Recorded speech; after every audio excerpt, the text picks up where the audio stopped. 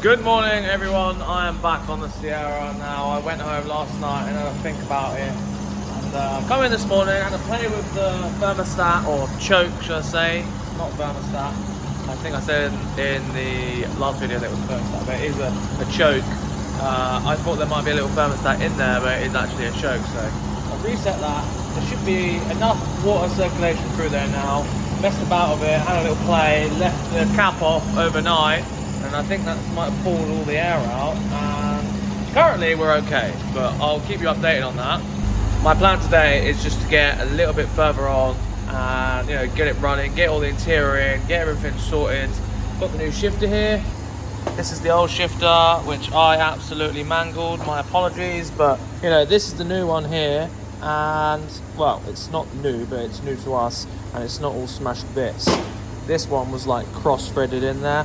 You can see it's absolutely mutilated. Basically that was no good, so I got us a new one. I can get that in, get everything sorted, and hopefully in this video I will be driving it out the workshop. Whether it's got brakes or not is a different matter, but I will be driving it out the workshop today in this video.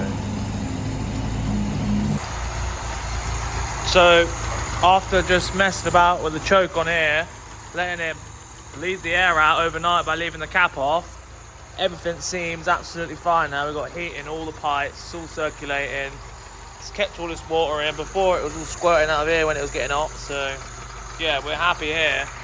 Everything seems happy.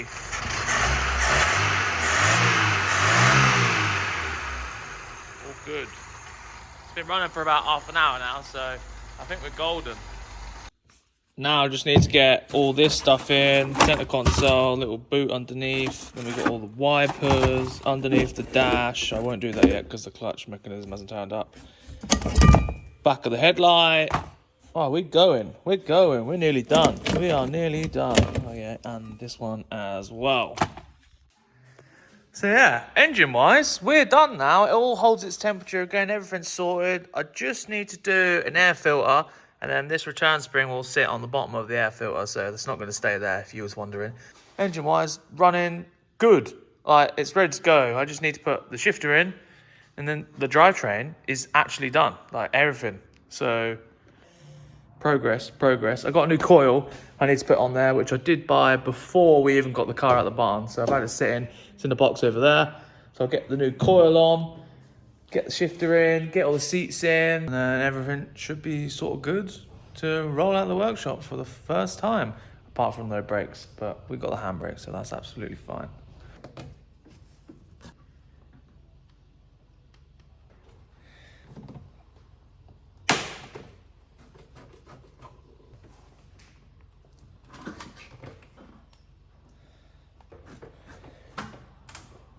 There is nothing wrong with this coil, so the winner can have this as well, just as a spare.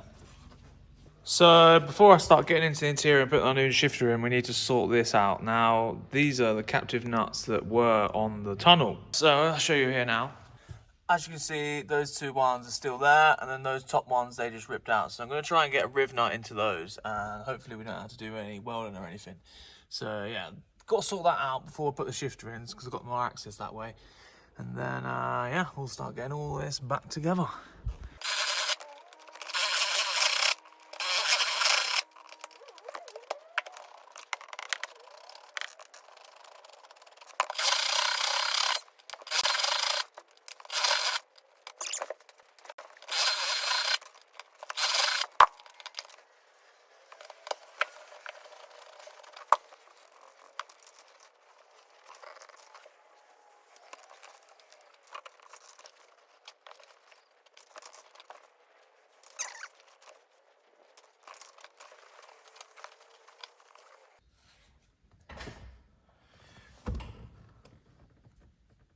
This, I was told it was going to be a pain. I didn't think it was going to be this much of a pain in the arse to get it back in.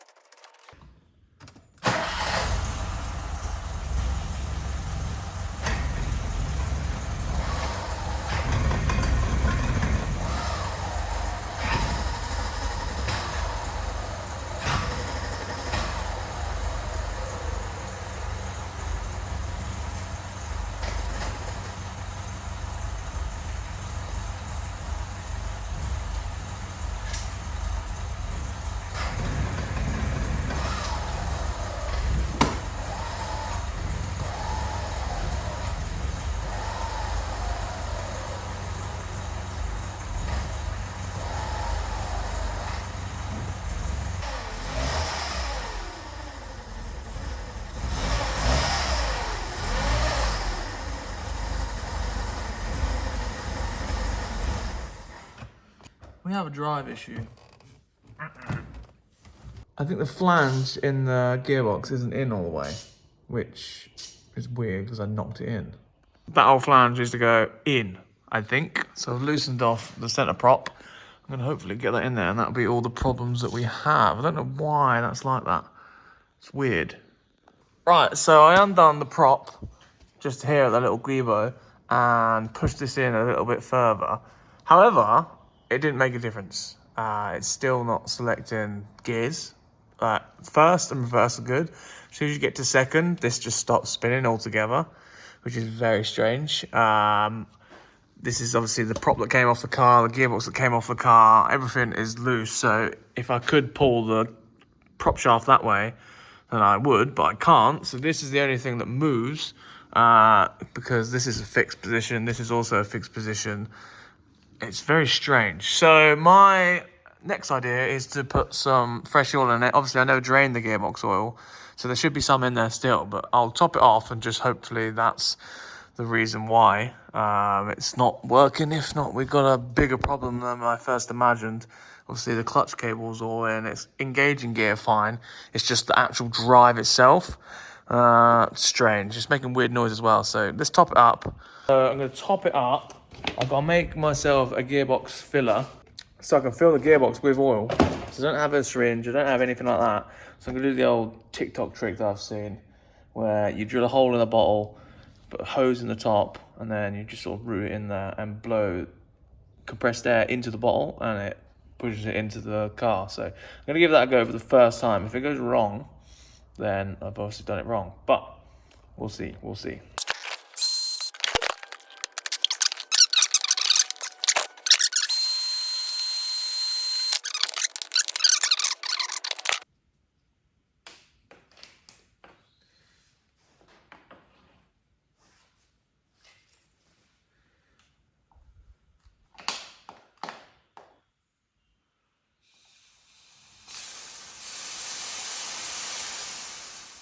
It does work, just very slowly.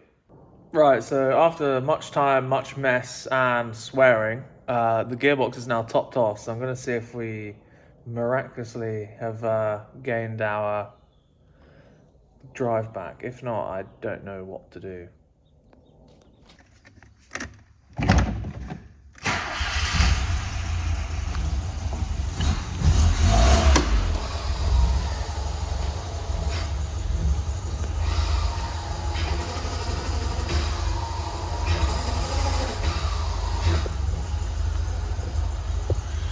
Nope.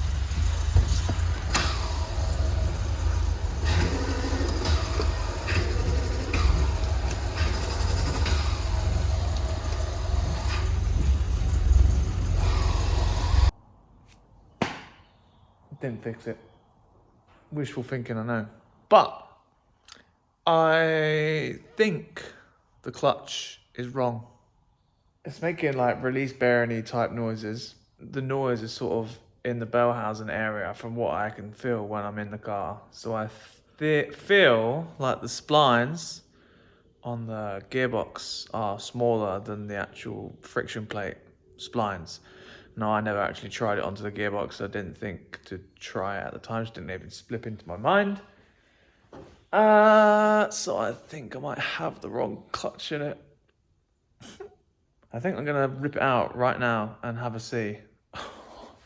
Oh man, it's just not ideal, is it? It is less than ideal.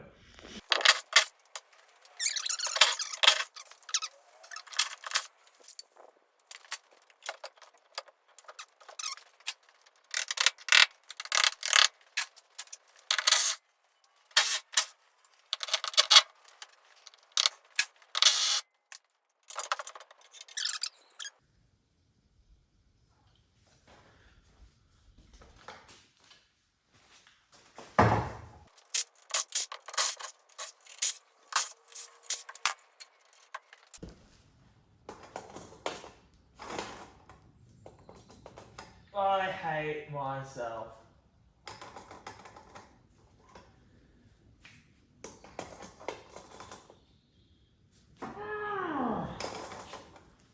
God's sake.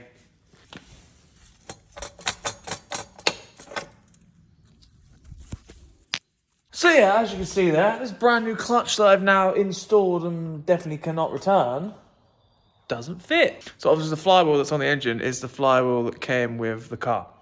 So I can literally just change the friction plate in the middle and I think we'll be all gravy. But yeah, man, I'm annoyed now because that sort of like ruined the video unless I can get it done before Monday that this comes out at.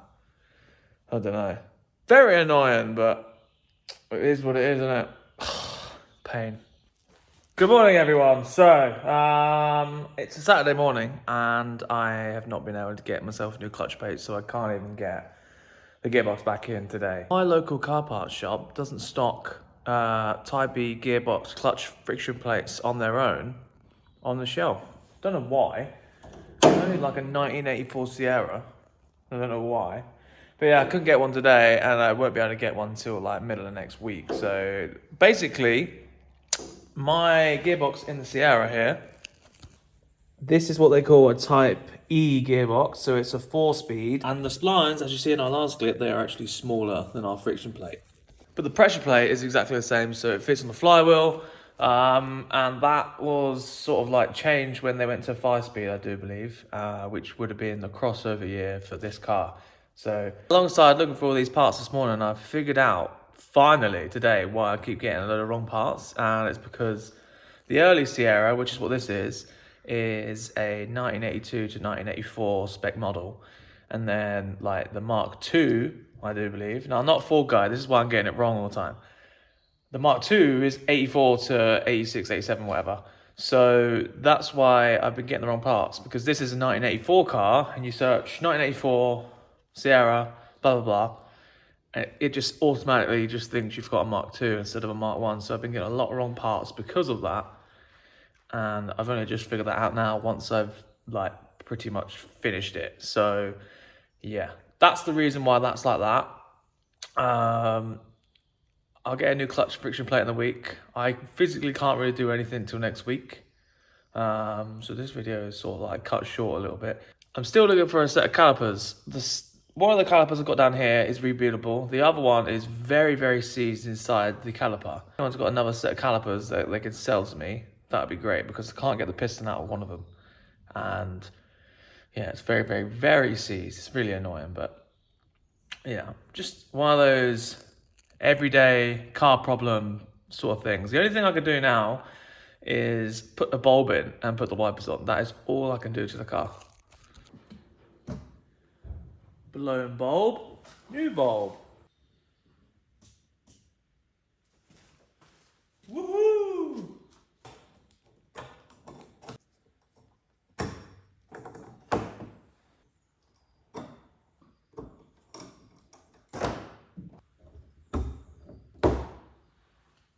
Bet you didn't think you'd be watching me put wipers on in this video.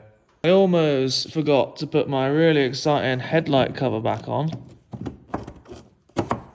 There you go. So yeah, that's just showing you true reality of car guy things. Things don't go to plan. You get things wrong. When you just assume things are right. That's my worst problem. I just assume things are right. So yeah, hopefully get a new clutch in a week. I'm pretty much stuck with what I can go forward with and do now. I literally need the clutch, then I could do the pedal, and then I could do this and then that. It's a never-ending like cycle. I'm planning on hosting a car meet for the giveaway of this car, so I'll let you know details to come. It's at a funky little venue. I'm pretty sure we're pre-booked in, but I'll have to double check before I tell you guys. But there will be a car meet hosted by me and someone else to, you know, give away the Sierra. Hopefully someone there will win the Sierra. But if it doesn't go to plan, we'll just do a live stream. But that's what I'm planning in the like early start of March. Subscribe, get your tickets. Thank you very much. This is definitely a short video because nothing actually happened. Thank you very much. Goodbye. Also, this car, it's going to be maybe 2 weeks until I actually work on it, unless I get spare time. I've got a lot of customers' cars that I need to get done in quick time. So next week, I'm going to be working a lot next week. And I'm basically going to be doing a weekly, like a week in the life of me and next week I'm going to be doing all the hours because I know I've got a lot of work to do. So I'm going to be making a video of pretty much everything that happens during that week. And that won't be just on one car, it'll be a little bit on this car, a little bit on that car, a little bit on this, a little bit on that. All of that. So get excited for that. This video is definitely too short. Not a lot happened. I put some wipers on.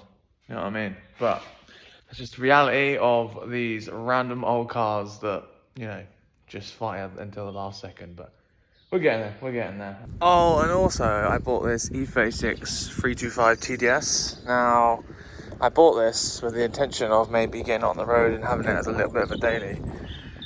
But as you know, I've got way too much to do. So, yeah, I'm going to sell it straight away because I don't want it. It's an early, like, pre-facelift. It's got electric headlight washers on, which are, like, insanely rare. Obviously, turbo diesel, really rare car. It does run. I've had it running. I've got a video. I'll put it in here. Actually, I've put some clips in of when I went to pick up this car. Oh, look at that. Just here. Terrible car, this. No, joking. It'd be lovely.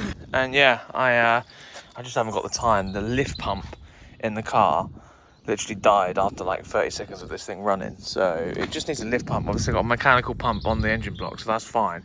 It'd just be the lift pump getting the fuel out the bottom of the tank and dragging it to the front, or it's a block fuel filter. Either way, I'm just not really interested in it, to be honest. I'd rather someone else take it off my hands, put it to good use. I put it on Facebook, so if you want to check that out. But it's here. It will run and drive. It's been sat for a while. Scabby boot there, but yeah, it is what it is. E36. Trying to prepare myself for BMW E24 build because, wow, there's going to be quite a lot of stuff that needs doing from March to June, and I am worried because this is probably one of the, what's the word? I wouldn't say it's a hard build, it's just a lot of work and a lot of money in the time. I could do it in the time. It would be tight, but I could do it in the time. Doing it in the time and money. Doing it in the time and the money in all that. Oh, God. Stick around. It's going to be a roller coaster of a year.